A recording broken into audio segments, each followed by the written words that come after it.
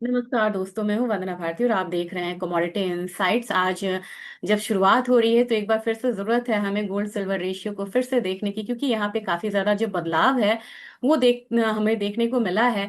और ये जो बदलाव है, हालांकि सेम डायरेक्शन तो सेम है यहाँ पे, लेकिन अब लेवल्स आपको नए बन रहे हैं। उन लेवल्स को वॉच करना काफी ज्यादा जरूरी है। और इसके लिए मैं आपको यहाँ पे डेली नहीं, मंथली चार्ट पे दिखाना चाहूंगी कि किस तरीके से लेवल्स जो है वो यहाँ पे बनते हुए नजर आए हैं। अब चार्ट अगर मैं शेयर करूं तो ऑलरेडी यहाँ आपके सामने है गोल्ड और सिल्वर चार्ट। आप देख सकते हैं कि ये मंथली इंटरवल का है। तो काफी लॉन्ग टर्म को ये कवर कर रहा है। कहाँ पे कर रहा है? 2000 हम लोगों ने जो यहाँ पे 13 में रेशियो को आता हुआ देखा था, वो आज आपको 12 साल 13 साल के बाद आता हुआ दिख रहा है, ब्रीच होता हुआ। अब नेक्स्ट जो है वो कहाँ तक बनेगा? 54:1 तो मैंने आपको बोला था, वो तो आ चुका। नेक्स्ट क्या बनेगा? नेक्स्ट आपको आएगा यहाँ पे 51:1। इसके बाद आपको आएगा 47.5:1, यानी कि अभी भी सिल्वर के चांसेस जो है इंप्रूव होने के अभी भी बनते हुए नजर आ रहे हैं। और आपको गोल्ड जो है वो बढ़ेगा, लेकिन स्टेबल होता हुआ ही नजर आएगा। रही बात स्टेबल होने की, तो क्योंकि अब यहाँ पे अगर सिल्वर की बात की जाए तो 60% आपको इंडस्ट्रियल डिमांड में है। आपको इंडस्ट्रियल डिमांड 40% है, और सोलार जो कि अगेन वो इंडस्ट्रियल डिमांड है वो 20% है। तो 60% तो अपना ये चलता है इंडस्ट्रियल डिमांड पे। और जो कि अब बाहर की इकोनॉमी में यहाँ पे डिमांड है, तो सिल्वर जो है इंडस्ट्रियल डिमांड पे चलता है। लेकिन गोल्ड यहाँ पे सेफ हेवन बाइंग पे अभी भी चल रहा है। गोल्ड भी यहाँ पे तेजी का ही रुख दिखा रहा है। चलिए गोल्ड को देखते हैं। लेकिन सिल्वर में तेजी इसलिए भी है क्योंकि एक स्कैरसिटी तो है ही है फिजिकल में।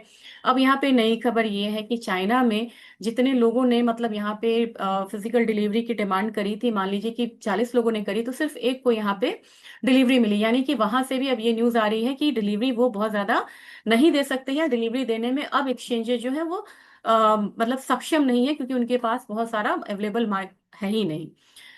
अब जैसे ही आप जाएंगे गोल्ड के फ्यूचर्स पे, 1 2 3 4 5 6 7 महीने से लगातार 2 महीने ये रेंज में रहा। उससे पहले ये 4 महीने चला, तो लगातार आप देखेंगे एक अपसाइड बन रहा है।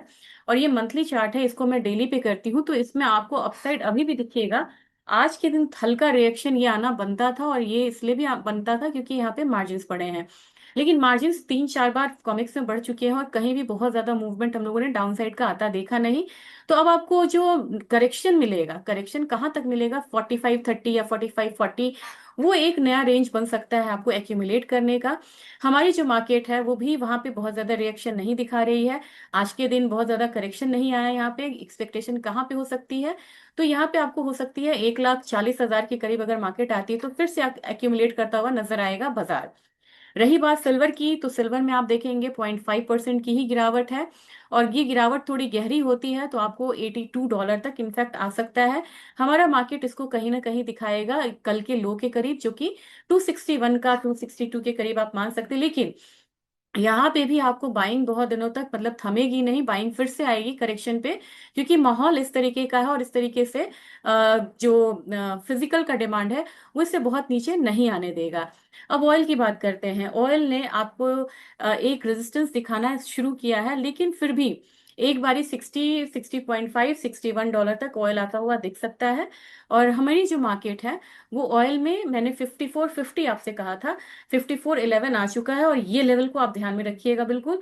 यहाँ पे अपना जो ऑयल है वो आ सकता है। तो अभी भी जो ट्रेंड है वो स्ट्रांग ही आप करके चल सकते हैं। नेचुरल गैस में देखा जाए तो नेचुरल गैस अब इस लेवल पे, ये जो मैंने यहाँ पे एक सपोर्ट बोला था, इस सपोर्ट को मैं ड्रॉ करती हूँ ताकि आपको ये सपोर्ट याद रखिए। मैंने कहा था कि ये सपोर्ट अगर नहीं मानेगा तो फिर ये वाला रेंज आ सकता है। तो दो रेंज के लिए हम सपोर्ट यहाँ पे डालेंगे, ताकि आप प्रेफर कर पाए कि अगर ये लेवल टूटता है तो अगला कौन लेवल आ सकता है। तो अगला लेवल आपको आ सकता है $3.3 का। अभी यहाँ पे फिलहाल यहाँ से रिकवरी आनी शुरू हो गई है।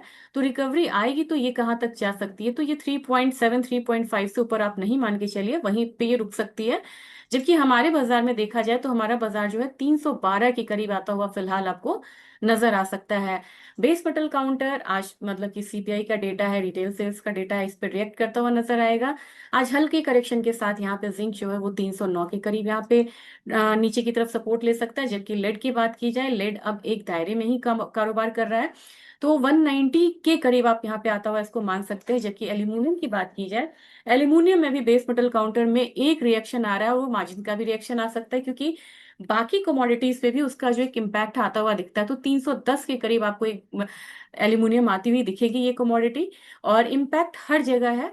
और कॉपर में भी मुझे लग रहा है कि एक बारी 1290 तक का, या ये वाला जो जोन है, ये मतलब कि स्ट्रॉन्ग जोन बनेगा एक सपोर्ट का, और इसको फिलहाल फिलहाल इसको ब्रीच नहीं करना चाहिए। तो ये एक सपोर्ट जोन लेके आप चल सकते हैं, ये वाला और 260 के बीच में दो आपको सपोर्ट लेना चाहिए। यहीं से आपको कॉपर जो है पलटता हुआ दिख सकता है। जबकि निकल बहुत वोलाटाइल कमोडिटी है, एक करेक्शन ले रही है, तो निकल में आप 1600 तक के लेवल्स को एक्सपेक्ट करके यहाँ पे चल सकते हैं। तो आज का दिन हल्का करेक्शन का हो सकता है मेटल्स के लिए, और सोने चांदी के लिए। अगर इसकी बात की जाए एनर्जी काउंटर में, वहां एक रिकवरी आती हुई दिख रही है। लेकिन बाजार में जो थमता हुआ रुख है वो आपको स्पाइसेस में भी दिख रहा है। स्पाइसेस में आपको 24,000 तक मुझे लग रहा है एक अपसाइड है। जबकि धनिया ने एक रेंज को ब्रेक किया है, 12,000 जाती हुई ये कमोडिटी दिख रही है, क्योंकि फंडामेंटल्स यहाँ पे स्ट्रांग है। जब टर्मरिक की बात की जाए तो टर्मरिक फिलहाल एक यहाँ पे करेक्शन मोड में है, ज्यादा नहीं, 17,400 तक मुझे लग रहा है कि एक करेक्शन ले सकता है। जबकि अपसाइड में अगर कार्डमम की बात की जाए तो 2700 तक मुझे लग रहा है कि 2715 तक एक रेजिस्टेंस जोन है।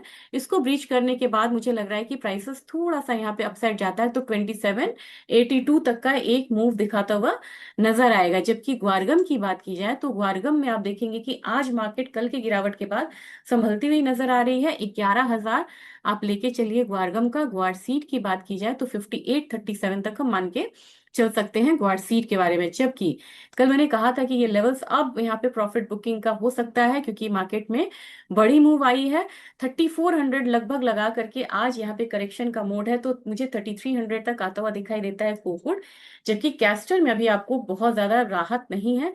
कैस्टर आपको 6500 के करीब भी आती हुई एक कमोडिटी दिख सकती है। और इकोनॉमिक कैलेंडर्स की बात की जाए, सतर्क रहने की जरूरत है, क्योंकि आज इकोनॉमिक कैलेंडर्स की में आपको इम्पोर्टेंट डेटा है। और इम्पोर्टेंट डेटा क्या है वो मैं आपको बताती हूँ। इकोनॉमिक कैलेंडर्स में अगर आप देखेंगे तो हाई इंपॉर्टेंस में आपको सीपीआई डेटा है, और यूएस का ही है।